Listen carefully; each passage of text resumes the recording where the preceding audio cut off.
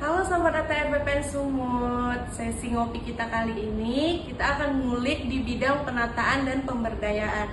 Yuk ikuti aku, let's go. Pagi Pak. Selamat pagi Ibu. Siapa Ibu Rofi? Mira. Nah, apa cerita? Pak izin bertanya, apa aja nih kegiatan di bidang penataan dan pemberdayaan? Oh, kegiatan kita di sini banyak. Bisa gua hafalan tiga, bisa kan? Kegiatan redistribusi, itu ikonnya bidang 3, bidang penataan dan pemberdayaan. Ada kegiatan GTRA. GTRA itu ada di provinsi. Yang saat ini bilang lapar-lapar kendiar itu, nah, itu GTRA lah itu. Nanti kalau orang tanya itu GTRA, jangan kan nggak tahu lagi. GTRA itu ada di kabupaten kota. Yang dipanya mereka, kalau di provinsi di Pak kita. Itu di subsidinya satu subsidi LR namanya. Ada 3 subsidi di sini, bukan subsidi lah, korsub. Nah, ada korsub pemberdayaan Ibu Puspa, registrasi Pak Regen. Tapi kalau sub koordinator yang pemberdayaan Ibu Puspa. Itu kegiatannya itu yang sangat mulia.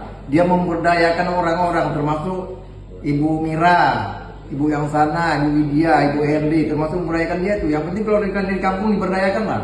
Kalau di kantor ini nggak diberdayakan.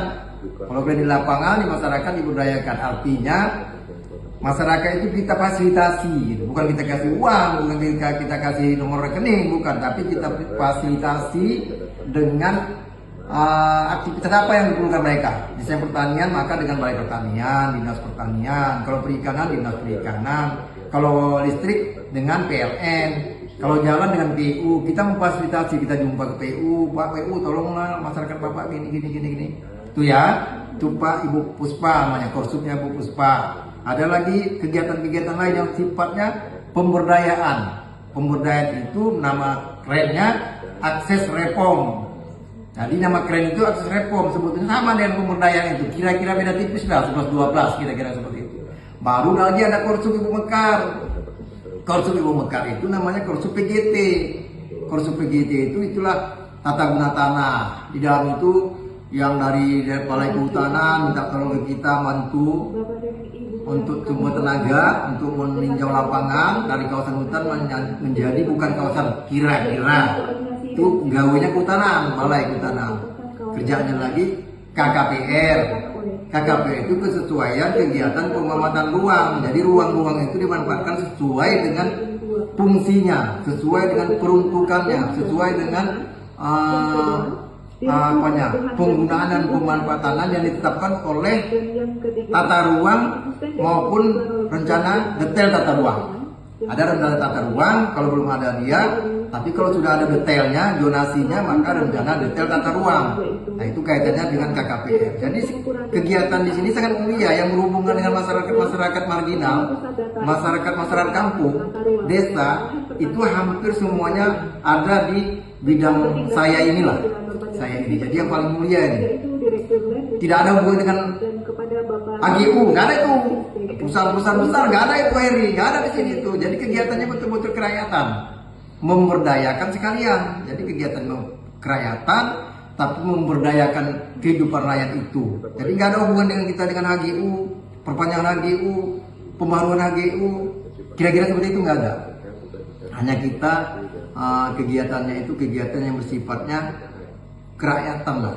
Redis ini dari dulu sudah lama, tetapi akses itu pengembangan menjadi setelah adanya reforma agraria harus ada akses reform. Jadi aset dan akses. Jadi di bidang 3 ini akses, aset dan akses. Kira-kira seperti itu. Gampang nih ingatnya apa itu penataan pemberdayaan? Aset, akses. Nah, aset itu sertifikasi, mau PTS ke, mau redis ke, mau lintas sektor kayak kira-kira. Baru akses. Akses itu memberdayakan. Yang sudah dikasih sertifikat kita berdayakan agar dia hidup, jangan mati. Nanti hilang dia mati, sertifikatnya hilang, dibebankannya pada orang lain, dia nggak ngerti, mati dia jadinya, bukan hidup. Jadi maksudnya ini sebetulnya menghidupkan orang-orang yang termarginal, kira-kira petani-petani, kira-kira seperti itu. Bukan harus petani saja, tapi umumnya kegiatan kita ini di daerah yang katakanlah bukan di pusat-pusat kota, tidak di pusat-pusat kota, terkecuali kaitannya dengan kesesuaian tata ruang, itu lebih banyak di kota. atau akses reform itu mungkin lebih banyak di kota. Kalau di kampung-kampung apalah aksesnya dibuatkan kan gitu. Tapi kalau Redis umumnya itu di kampung. Sementara Redis adalah ikonnya bidang 3 itu sebetulnya redistribusi. Dulu itu namanya LR, bidang LR dulu karena Redis itulah ikonnya. Jadi kira-kira seperti itu. Nanti kalau ditanya orang tua apa pengaturan penataan pemberdayaan kita harus bisa jawab ya. Ada 3 korsub ini, korsub itu yang sana ini, kira-kira seperti itu. Jangan lagi kita bingung, nggak tahu lagi apa penataan pemberdayaan. Tanyalah dulu, Pak Tigran tidak mendalami ilmu pengetahuan BPN ini secara umum, ya kan Heri? Harus dikuasai. Pengukuran juga, pemberdayaan juga, penetapan hak juga. Kalau perlu TU yang megang-megang uang itu kalian pelajari semua lah. Jadi nanti kemanapun kalian tetapkan, kalian siap on the track. Apapun kemanapun siap untuk bekerja. Siap untuk bekerja apapun yang diberikan. Karena tidak ada yang latar belakang pendidikan sekarang. Mampu bekerja monggo. Kira-kira seperti itu. Makanya di sini itu kerjanya harus megang IT bisa. Medsos harus bisa. Kalau dulu saya hanya membanggakan IP bagus, lulus. Kalau sekarang IP itu nggak usah, jangan dibangga-banggakan. Yang penting kemauan IT dan digital itu wajib hukumnya saat ini di bidang manapun ya. Saya pikir itu yang dapat saya sampaikan ya. Udah puas kan ya? Ya kan seperti itu. Terima kasih Dinda, terima kasih semua tim dari Humas Kanwil BPN Sumatera Utara. Selamat bekerja.